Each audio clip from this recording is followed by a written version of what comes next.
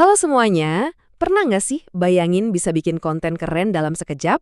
Nah, hari ini kita bakal bongkar rahasianya.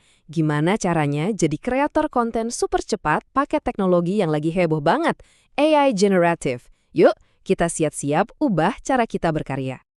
Sadar atau enggak, kecerdasan artificial atau AI itu bukan lagi cerita di film fiksi ilmiah.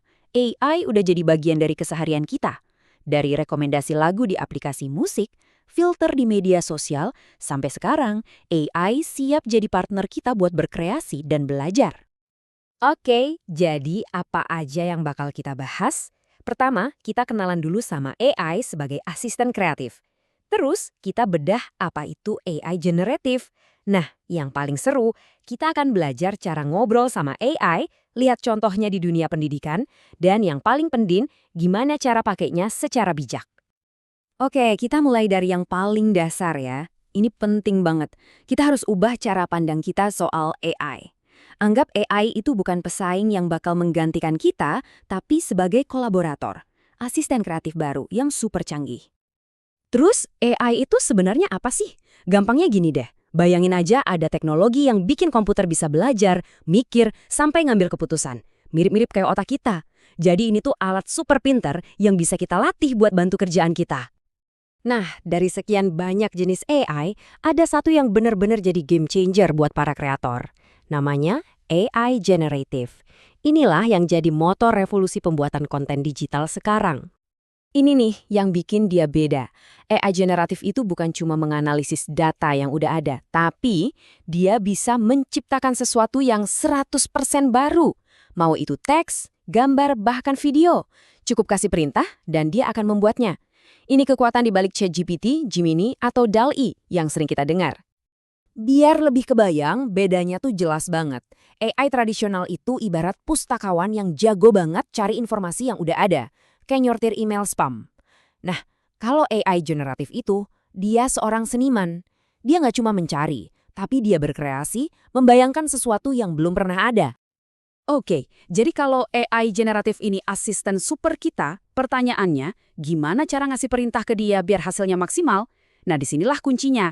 Kita harus menguasai seni rekayasa prompt.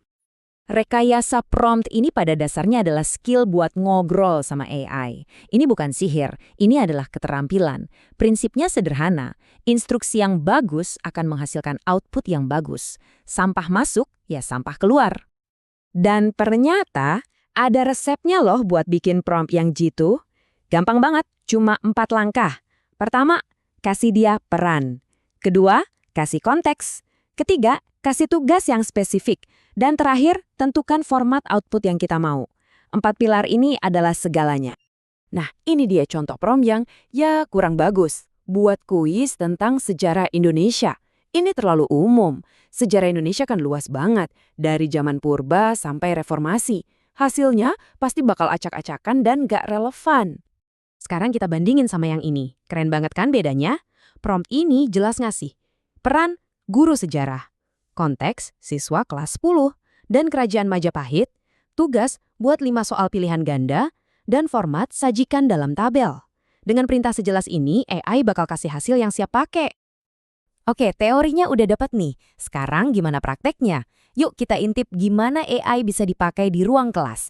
Ini benar-benar bisa jadi jalan pintas buat guru dan siswa dalam berkreasi. Bayangin aja, guru nggak perlu lagi lembur berjam-jam bikin RPP atau slide presentasi.